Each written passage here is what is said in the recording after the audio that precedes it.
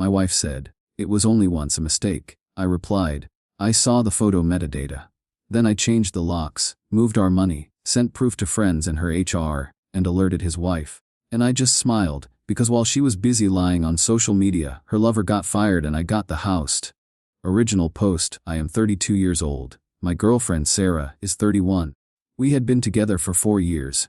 We shared a mortgage on a townhouse and we had a dog named Gus. Everything seemed stable and very normal. We talked about getting married next year. Stay till the end. Your support matters. Subscribe and help us to reach 2,000 subscribers milestone. Last month, Sarah had a work conference planned. It was supposed to be in Chicago. She was gone for 5 days. She texted me every day. She sent pictures of the city and the hotel room view. She seemed busy. On the 3rd day, she sent a photo of the Chicago skyline from her window. It was a good picture. I noticed something small, almost nothing. The time stamp on the photo was 6:45 p.m. The light in the photo was too bright for that time. The shadows were sharp and high. In Chicago in May, the sun is already low and soft by that time. It bothered me. I did not say anything. I just replied, "That view looks great. Talk soon. I have basic computer skills. I know how to check photo metadata." When she was asleep a few days after she came home, I opened the picture file on her computer. I checked the location data hidden in the image file. The coordinates were not Chicago. The coordinates were for an apartment building 45 minutes from our house. It was a complex in the city where she works. I recognized the building. A co-worker of hers, a manager named David, lives there. I had met him once at a work party. I felt very cold. I did not get angry or upset. My mind went quiet. I knew I needed a plan. The next morning, I acted completely normal. I made coffee for both of us. Sarah talked about the conference. She gave me details about the business meetings and the clients. She described the deep dish pizza she ate.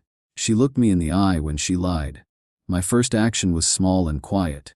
We had a joint checking account for all household bills. I logged into my bank account.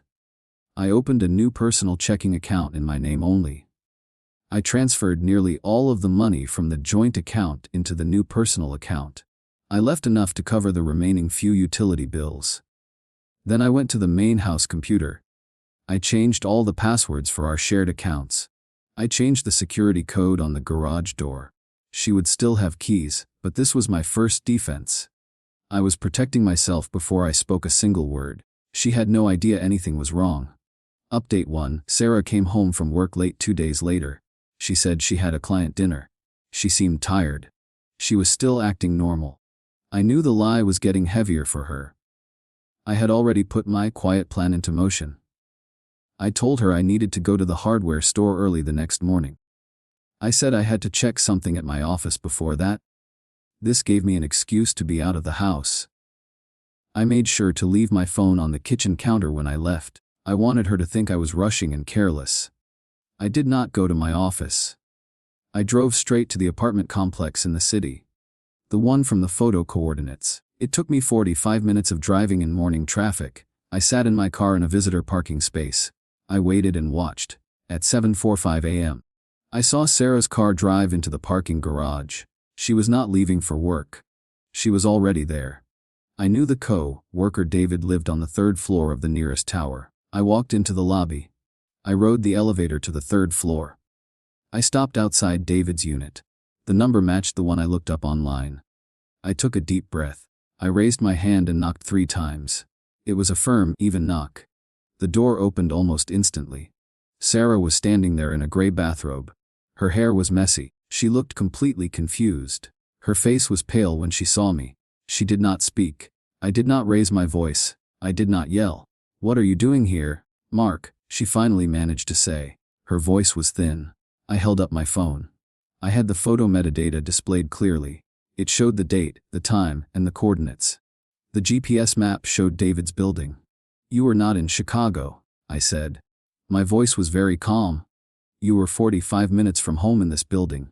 You lied about where you were. You lied about the conference." She started to shake her head fast. "No, Mark, it was just a friend's place. I was trying to finish a big project."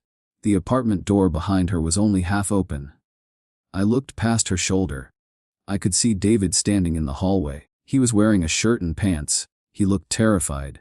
Is David helping you with the project? I asked her. I did not look at him. I only spoke to Sarah. She started to cry. It was a loud, high sound. It was only once. It was a mistake. Please let me explain. There is nothing to explain, I said. I felt nothing for her in that moment. It was a strange kind of calm. I have the proof. You made your choice. I lowered my phone. I did not say another word. I turned around and walked away. I did not look back at David. I did not look back at Sarah. I walked to the elevator and pressed the down button. I left her standing there in the hallway of the building where she had cheated. Update 2. I drove straight to a locksmith from David's apartment.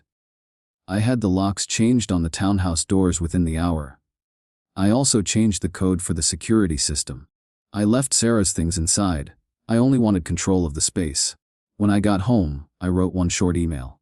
I sent it to Sarah's personal and work email addresses.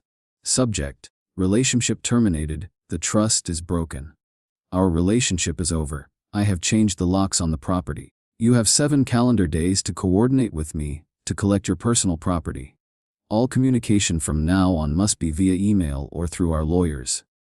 Do not contact me by phone. I immediately called the lawyer I had saved in my contacts.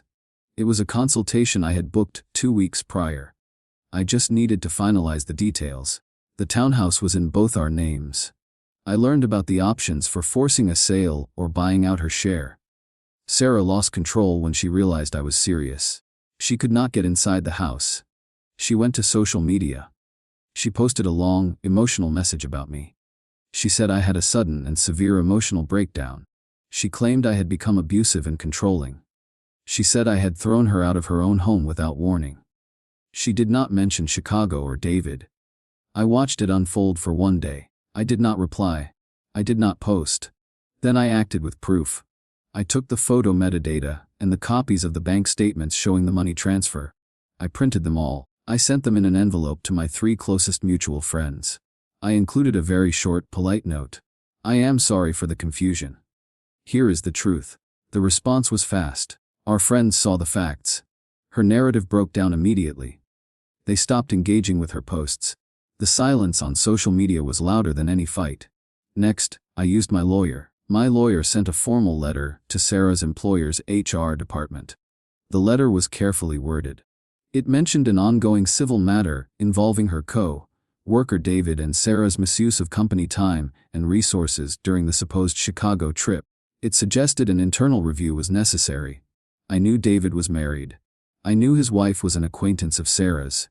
I sent David's wife a polite, anonymous message. I sent her a link to Sarah's social media post about my breakdown. I included a simple sentence. I think you need to look closer at what your husband was doing during the Chicago week. David's marriage ended immediately. He was put on leave from his job during the internal review. Sarah had to face the public humiliation of having her lies proven false by her own actions. The control was fully mine. I had the house, the money, and the truth. Update 3. 3 weeks passed. Sarah was staying at a friend's house.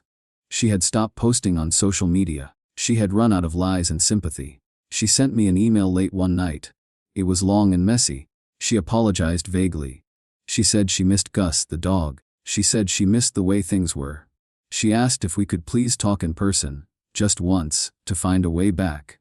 I waited 1 full day before I replied. I kept my reply short and factual. I will meet you in public on Friday at 3:00 p.m. We will meet at the Starbucks near your work. We will only discuss the details of dividing the joint assets. We will not discuss our relationship. If you try to talk about reconciliation, I will leave immediately. This is the only way I will meet you. She agreed quickly. On Friday I arrived exactly on time. I sat at a small corner table. Sarah was already there. She looked different. She was wearing clothes I did not recognize. She looked tired and much thinner. Her eyes were red around the edges, like she had not slept well. She stood up when I approached. She tried to hug me. I put my hands up slightly to stop her. I did it very gently. I sat down without touching her. Thank you for meeting me, she whispered. I am here to finalize the assets, I said. My voice was even. I opened a small file folder on the table. It contained the lawyer's settlement offer. She did not look at the papers. She leaned forward. Mark, I am so sorry. I cannot stop thinking about us. That week meant nothing. David was a mistake. It was a terrible, horrible thing I did. She reached across the table to touch my arm. I moved my arm to pick up my coffee cup. I know, I said. I believe that you are sorry now. She started to cry silently. Tears ran down her face. Then why can't we fix this? 4 years. The house, Gus? We were going to be a family. 4 years ended when you chose to lie to me, I stated. It ended when you looked me in the eye and described a fictional pizza dinner in a city you never visited. The person I thought you were does not exist. I do not want to fix a life with a stranger. She started to beg. She pleaded with me to give her one more chance. She said she would do anything I asked. I shook my head slowly. The person you need to talk to is your lawyer. The trust is gone, Sarah. It is completely gone. I do not hate you, but I do not want you back. My decision is final. I placed the file folder in front of her. I stood up. I did not wait for her to reply. I left her crying there at the table. She was left alone to face the reality of what she had done. Final update: 8 months have passed since the confrontation. The legal separation is fully complete. The lawyers handled everything. I ended up buying Sarah out of the townhouse. It was a clean financial break. She got a fair market share. She signed the papers quickly, mostly because she wanted it all to be done. The emotional cost of fighting was too high for her. Gus stayed with me. I moved into a smaller, better apartment near my job. The townhouse was too big and too full of bad memories. I still hear things about Sarah through friends of friends. She found a small, low-paying job. She lives in a cheap, rental unit downtown. She has few friends now. Most of our mutual social circle stopped talking to her when the full truth came out. David was fired from his job and moved to a different state after his divorce was finalized. Their mistake had real, lasting consequences for both of them. I do not think about Sarah very much anymore. I do not feel hate when I see her name in an old email. I do not feel pain or sadness. The anger faded away months ago, right after I walked out of that coffee shop. Now, when I reflect on her, I feel only indifference. She is just a person I used to know. She is irrelevant to my life now. The emotional connection is dead. It was replaced by a sense of quiet relief. The truth was painful, but the lying was worse. I am free of the deception. I often look at the new furniture in my apartment. I bought a new, simple couch last month. It is just a couch. I realized that all the drama was never about the things. It was about the lie, and I finally threw the lie away.